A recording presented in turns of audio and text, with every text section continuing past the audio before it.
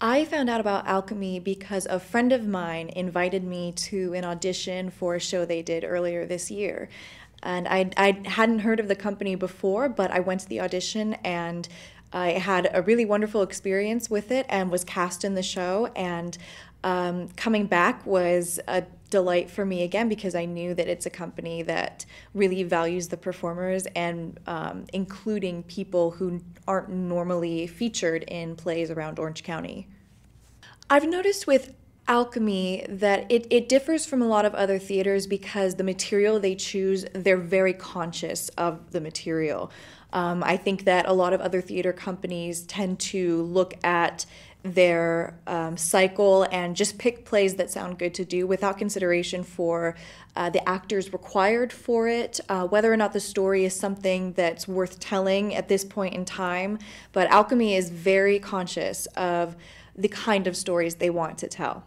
The main story arc of Cyrano is it revolves around this warrior poet.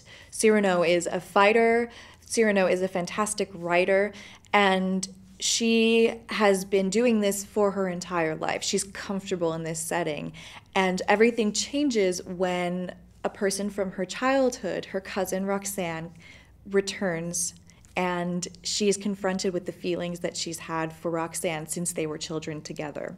So Cyrano begins to concoct this plan to capture Roxane's interest. But in the process, she discovers that Roxane isn't in love with Cyrano. She's in love with this young man named Christian, who is one of the soldiers in Cyrano's brigade, essentially. And Roxane asks Cyrano to help her meet with Christian and start a romance between them. And Christian asks the same of Cyrano as well. So Cyrano becomes caught between these two people who she genuinely comes to care for. And she has to contend with the fact that she is in love with Roxane, but that love also means that she wants Roxane to be happy no matter what. And so you have these three characters wrapped in a really complicated triangle that eventually comes to a head when they are confronted with the fact that their lives are suddenly on the line with the Spanish attacking.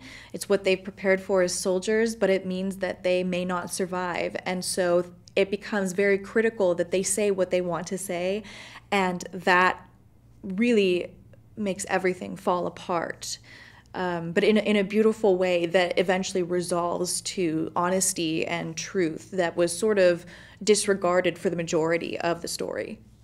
Having Cyrano as a woman is something that is rare to find in Orange County, and I'm speaking as, you know, as far as leading roles go.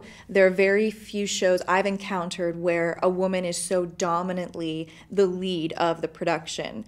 And so to have that switch and to take a predominantly male show and give the title role to a woman is fantastic, frankly, because it's something so rarely experienced, I feel, here. Well, I wanted to be the lead for a lot of reasons. Actors want to be the lead, of course. It's exciting to be such an important part of a show. But with this show in particular, I welcomed the challenge of not only having a role that is the predominant role in the show, who has the most dialogue and the most well-rounded yet wild character arc in the show. I felt that that would be a wonderful challenge for me as an actress. And to get to be a part of a show that allows a female character to be bold, to be a bit irreverent, to be a fighter and someone who is entirely unexpected in the world that she lives in is really exciting. And as I was saying before, there aren't a lot of roles that provide all those things for actresses. And so to have that, it was just an opportunity I couldn't pass up. For me as an actor, I have always connected with classical theater, whether it's Greek theater or Shakespeare, what have you. I think because there's such a human element to the way that these plays are written. It's visceral. The reactions of the characters are genuine and raw, and there's a lot of subtlety, I feel, that's now employed in writing plays where nobody actually wants to talk about what they want to talk about. You have to jump through all these hoops to get to the meaning of things. And so I appreciate it when you have characters that simply say how they feel. And it's refreshing to have that instead of having to swim through these kind of murky waters of characters' intentions and feelings and motivations for everything. Cyrano has a unique amount of depth for a classical character, which is not to say that other classical characters do not have depth, but I think you really get to see it explored to its full in this show, because Cyrano is someone who feels things very deeply, and to have that become expressed on stage, it can be a little bit like watching a tennis match, because she is bouncing back and forth between moments of seriousness, moments of delight and joy, and every emotion in between. And she does this because, as a defense mechanism, she's found humor to be a safe place for her to delve into, because even when she's hurting, even when she's absolutely destroyed by whatever situation she's encountered, she has the wherewithal to check herself and to consider her surroundings and the people she's with, and to form that emotional response into something that keeps her protected. She has a lot of walls up, and so you have those situations where you can tell she's put on a front, and then you give her a moment alone and she launches into a beautiful soliloquy about how much she adores Roxane, or how she wishes things could be different. Not that she wishes to be a man or to not be in love with Roxane, but simply that she would be allowed to be herself and to have what she desires most in all the world. Having a female director for this show, Laura, is essential, I think, because it's so focused on finding this exposure and inclusivity of female characters, and to have that connection as an actor with a director who understands the motivations, who understands the very specific experience of being a young woman in the world. I think it helps cultivate a better understanding between us. And so when we work together, it's collaborative and it's very efficient. I find that we are able to find those moments that we can emphasize, whether it's because Cyrano's a woman or her feelings, these genuine bits of emotion that show just what it is to be a woman, especially a woman in this leading role. And I think we work really well together in that way. Having female voices in theater, in film, and television is essential, because if people want to tell stories about women, they aren't going to do it genuinely if they have no other women involved aside from the actors. Universal experiences aren't to be found when you approach a character who's a woman versus a character who's a man. They will be different.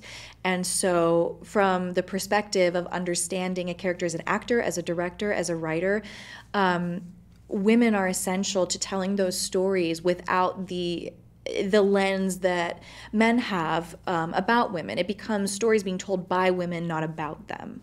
And having a production team that is predominantly women to work with, it creates not only an empowering space, but it creates a safer space to explore the full depths of emotional content, and to take risks and to allow oneself to be challenged by the roles. It's a very unique thing to experience, and it's one that I had with Alchemy before. In Trojan Women, it was a predominantly female cast, and the work we were able to do, I believe, was made possible by the fact that we were all so tightly knit together and allowed to create something together. And we've seen a lot of progress lately. There are female-led films being created that have done extraordinarily well in the box office. You have more female directors taking the stand, and it's an exciting time, especially as a woman who wants to continue acting and to continue to be a part of this storytelling. Having more women it's a joy to be able to work with a female director. I'm playing Cyrano, And her story arc is very similar to the classic Cyrano de Bergerac, but you have these added elements of the fact that she is a woman and she is in love with another woman. And she is a warrior, a poet. She's dashing in a way that you would expect classical romantic heroes to be. But there's a certain amount of shame that she has, not because she loves another woman, not because she is a woman, but simply the fact that she feels as though she is not good enough for everyone else. There are constant jokes being made about her appearance, which is wrapped into her womanhood, and it's a complicated world to survive in for her, and yet she is so focused on what she wants. She's determined, and she can be a bit cunning too in getting what it is that she desires, which is Roxane, the woman she's in love with. And so she goes through this process of essentially playing a matchmaker to Roxane and this young man, Christian, who is in love with Roxane as well. But her true motivation is hoping that in that way that she's playing matchmaker, she's writing these beautiful words for Christian because he has no talent with words. She hopes that Roxane will eventually uncover the truth and realize that Cyrano is the person she loves, not Christian. So it comes from a place of genuine human emotion. I think it's relatable to just about everybody who's been in love with someone who may or may not reciprocate that, or watching dear friends of yours want the same things you do and have a better chance at attaining them than you do. It's very human, and it's touching in all the ways that you can imagine it. I chose to start bringing a sword with me to rehearsal because I knew that I would have to have a sword with me almost constantly during the actual performances. And when you have a weapon like that attached to your body, it adds weight. It adjusts the way that you must move through a space. And I didn't want to wait until a dress rehearsal to get that feeling. So luckily I have studied stage combat before, and so I had some swords at my disposal that I could bring. And it's heavier than what a typical stage sword would be, so I know that I'm over prepared for it, and I think that that's the best thing that I can do at this point. Well, Cyrano is someone who fights a lot. A great portion of the show is Cyrano dueling with somebody over something. And so bringing in a fight choreographer is essential for that, because although the swords are dulled or have tips on them, it can be very dangerous handling weapons on stage without the proper guidance and direction. And it's very much like a dance.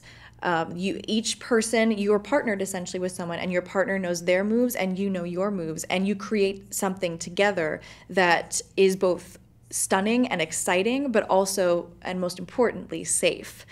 And I think that as from my perspective as having been an audience member as well as an actor involved in these things, sword fighting becomes an extension of the character.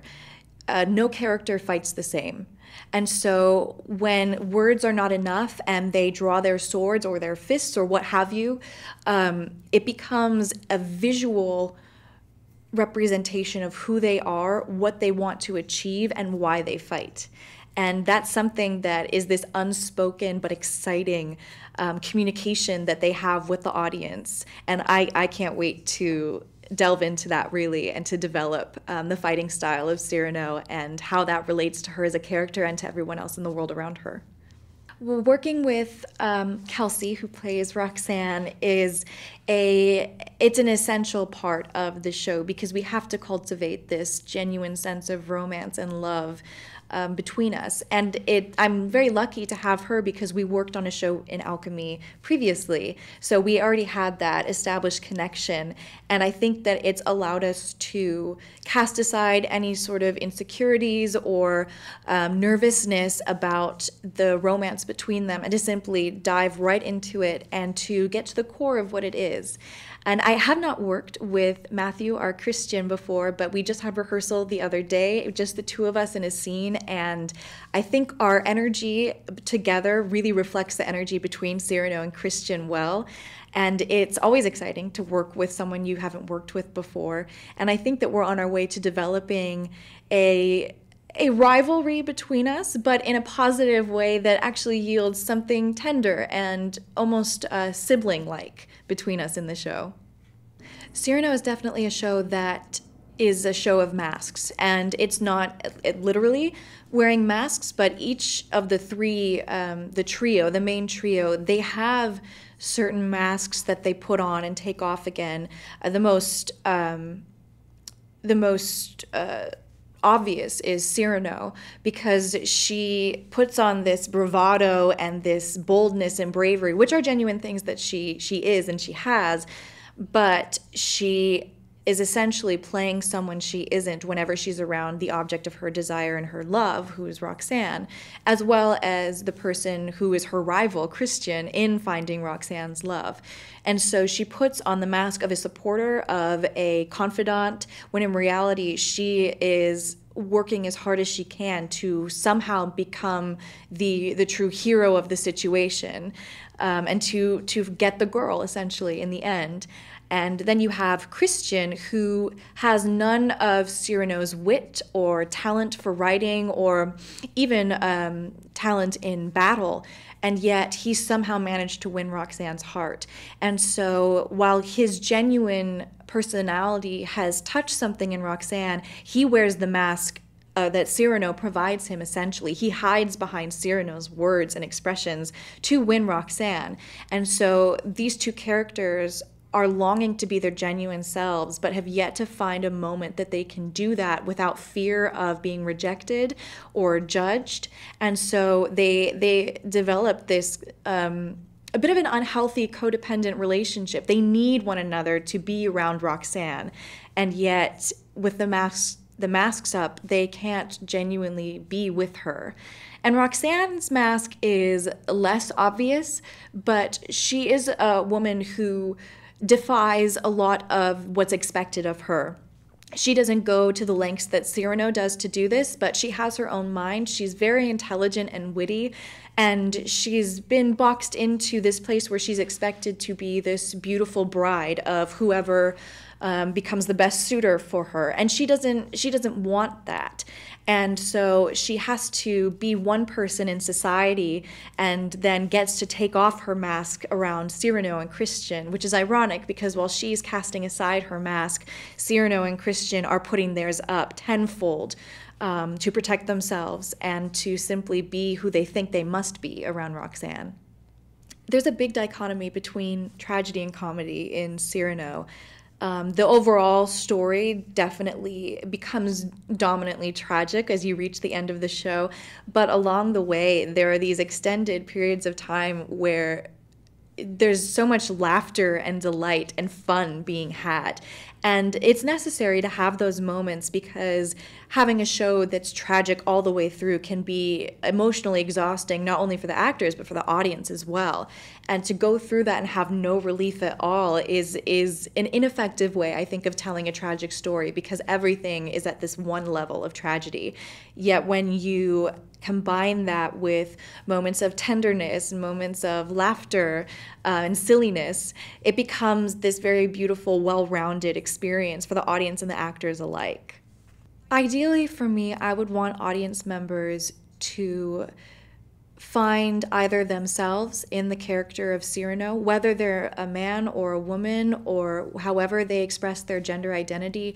I think that Cyrano is a very relatable character to so many people, and I've always found that having relatable characters is essential to becoming better as a person, to understanding yourself better, and I would love to give that to even just one person seeing the show, and as well as those who come in expecting a traditional romance.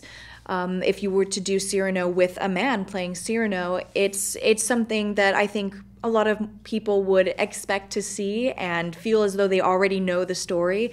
But when Cyrano is a woman, it becomes this new commentary on love and what love has the power to do and what it actually means to love.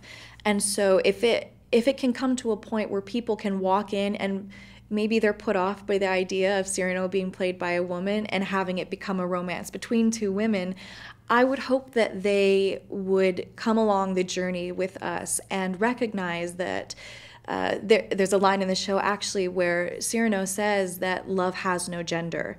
And I think that's such a beautifully important message, especially now in this wild climate that we have where people feel ashamed and unsafe for feeling how they feel and loving who they love. To have that and to see it expressed so genuinely and honestly, I would love that to have a positive effect on people. Having people from the LGBT community being able to play roles that are meant for people like them and showing characters who are like them,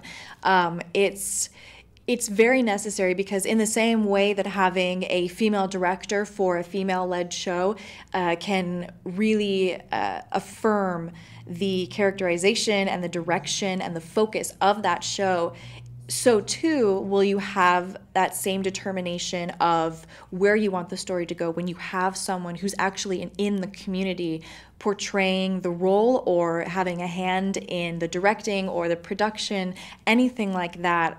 It's essential in my opinion, because it offers the opportunity to have an actual organic experience and share that with the character and with the people who are watching it. So like it's important to have women as directors, as screenwriters. It's also important to have people in the LGBT community who are equally as involved as actors or anyone working behind the scene, what have you. It's something that has been a long time coming, and that I'm excited to see how it progresses moving forward. I feel really privileged to be able to play Cyrano, a character who is attracted to other women, because I, as a person, also have that attraction, and it's rare that you will find people in those roles who have that same experience.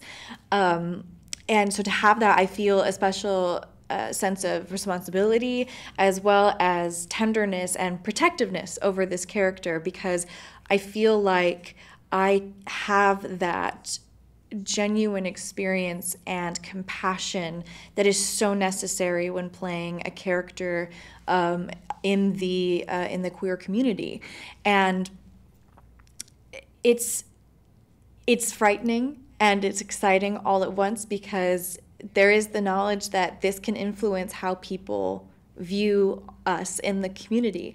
And that sense of responsibility, it brings me nervousness, but it also brings me a lot of pride to be able to do that and to have it not be the central focus of the story. This isn't a coming out story. This is a story about someone who loves someone else. And Cyrano has this line in the show that she says, "Love has no gender." And I think that that's ultimately what I want people to walk away thinking about, is that it doesn't matter what gender Cyrano is. It doesn't matter how we're telling this story. If you look at the core of what the show is, it's about a person who loves another person so deeply that they are willing to let them go if it means that they will be happy in the end. And I find that extraordinarily beautiful. If you are watching right now, you have to see Cyrano if you are looking for a theatrical experience that you haven't had before. It takes a classical story and it completely turns it on its head. We have characters of different genders now, characters who are experiencing things in ways that are expressed through new writing and exciting twists and turns. And it will be an evening of emotional wealth, I think. You'll feel happy, you'll feel sad, you'll laugh, you'll cry, you'll feel frustrated, and you'll feel overjoyed. And I think that if that's an experience you want to have, you must see Cyrano.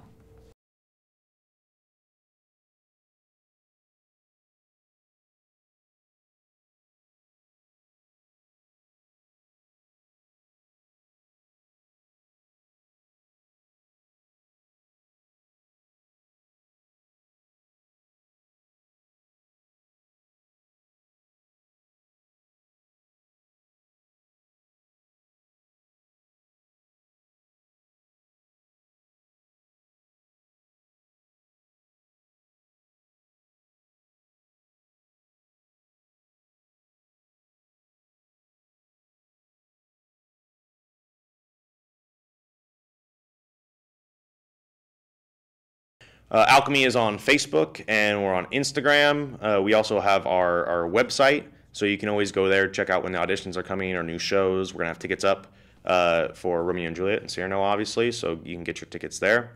But follow us on Facebook. We have pictures from the cast, the rehearsals, everything. You can join our mailing list. You can just go on the website and go to our Contact Us and say, I'd like to join the mailing list. You can always go and contact us on the site and volunteer your services, whether you want to be a director, you want to be a designer, you want to be an usher, or you just want to find out ways that you can help support Alchemy. We're always happy to have more people around and join us. So Facebook, Instagram, and the website are the best ways to contact us.